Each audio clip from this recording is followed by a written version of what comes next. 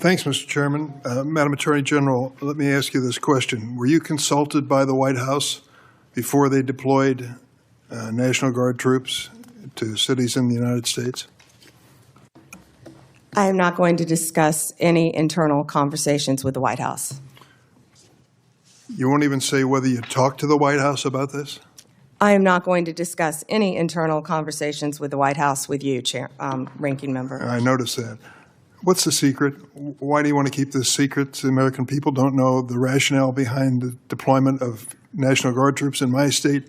The word is, and I think it's been confirmed by the White House, they are going to transfer Texas National Guard units to the state of Illinois.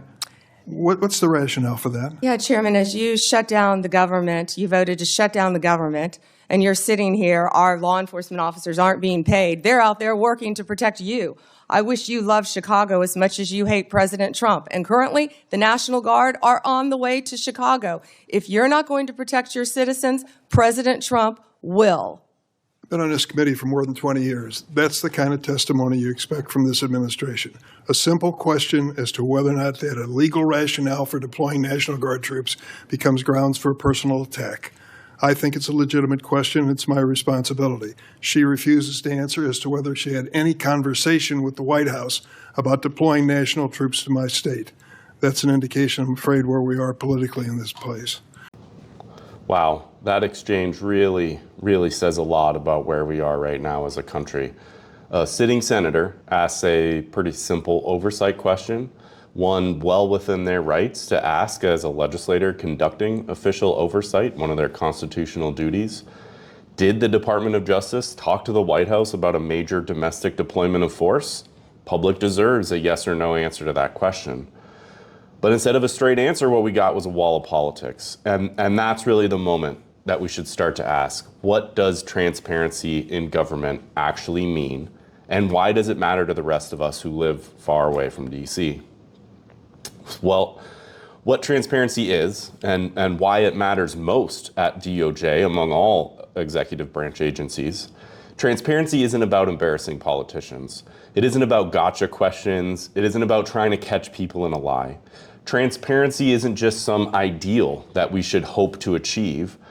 Transparency is a fundamental element of a fully functioning democracy. It's about making sure power is exercised under law and not under loyalty to any one individual, office, or institution. The Department of Justice really holds one of the toughest dual mandates in government.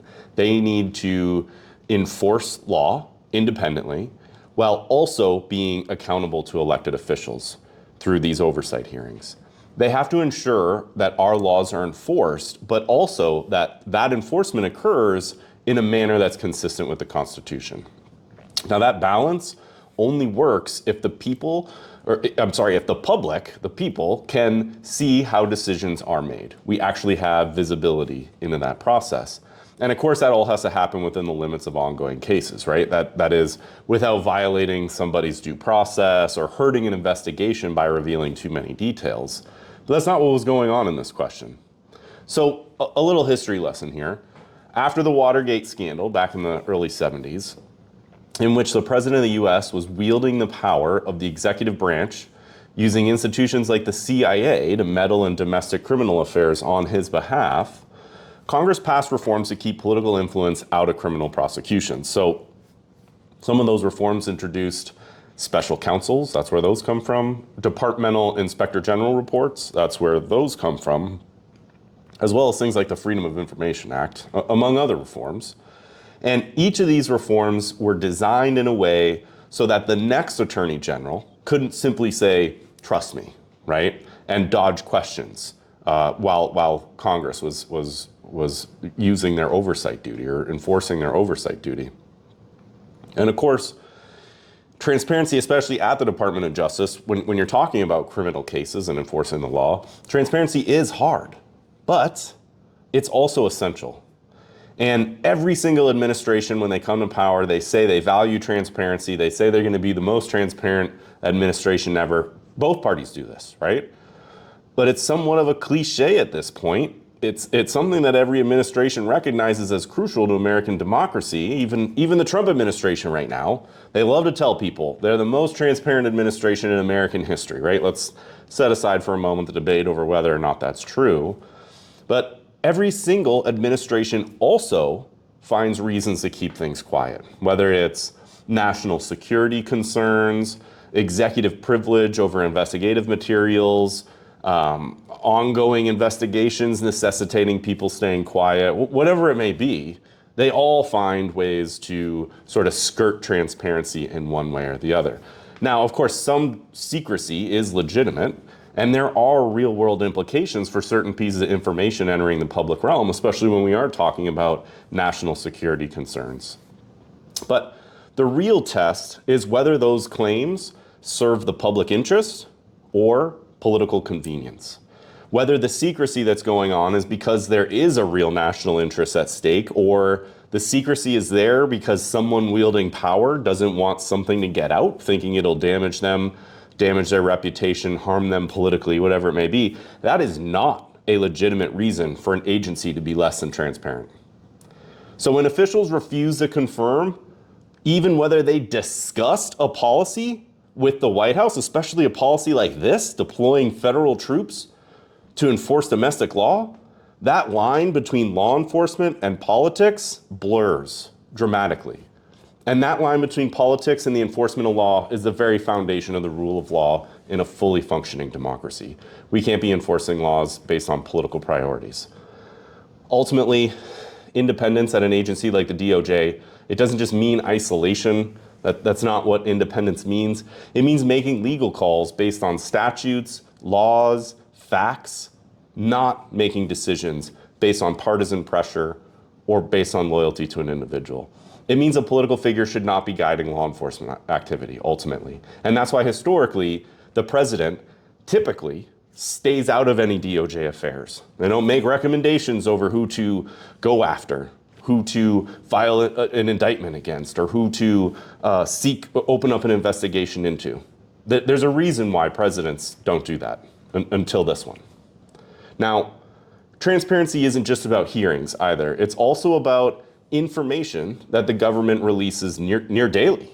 We get jobs numbers, unemployment numbers, inflation reports, farm forecasts, climate data, weather forecasts, crime statistics, so on and so forth, right? The government pumps out tons of data all the time. And then when the government shuts down, like it is right this moment, many of those data pipelines just stop. The Bureau of Labor Statistics pauses unemployment updates. The Department of Agriculture stops crop reporting surveys. The Bureau of Economic Analysis halts the GDP and personal income reports. Without that information, local banks, co-ops, county planners, they're all flying blind. They rely on those sources of data.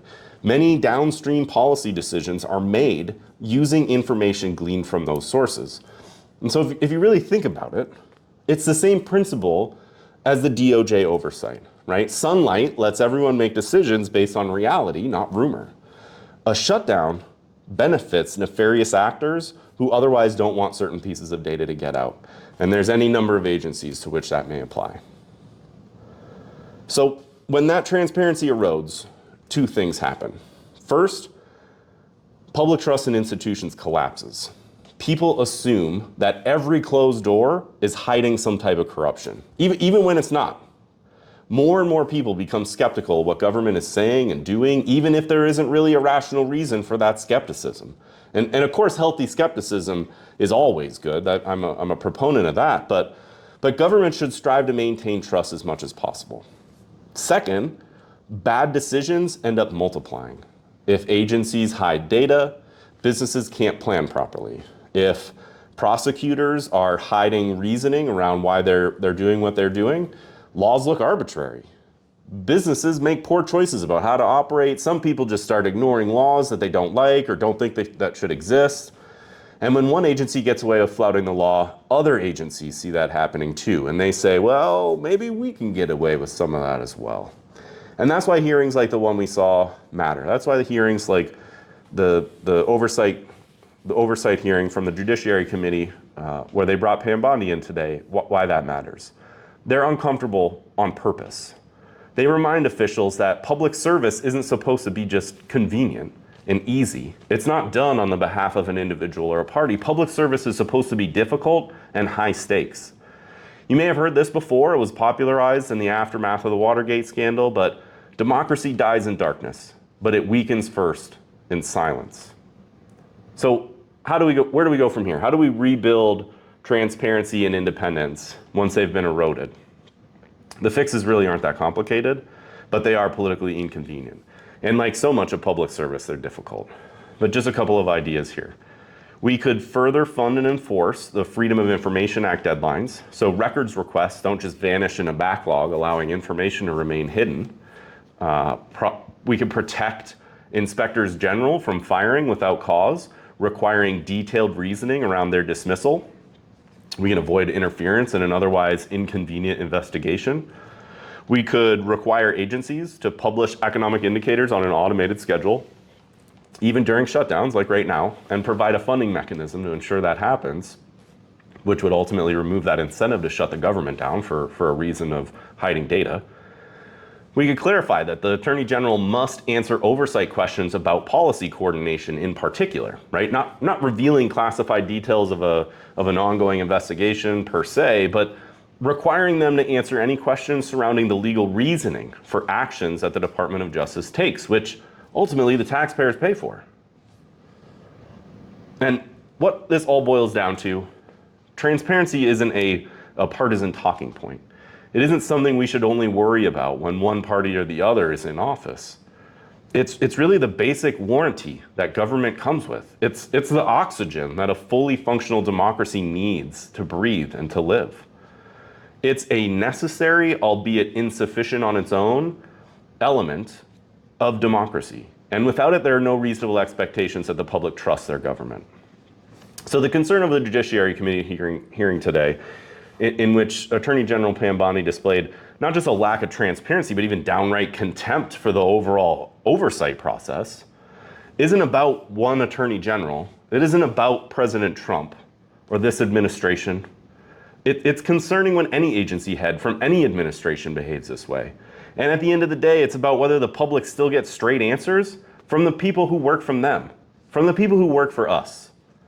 So let's hope those in charge can figure this out sooner than later, put us back on the right track so we can all maybe feel a little bit more confident in our ability to trust elected officials. But sadly, I think we may just be way out in the deep end on this as a country. So make sure to like and subscribe to our podcast feed, whatever podcast app you use. Make sure you head over to YouTube, subscribe to our channel over there too. Until next time, this is Kellen from 3 Rural White Guys.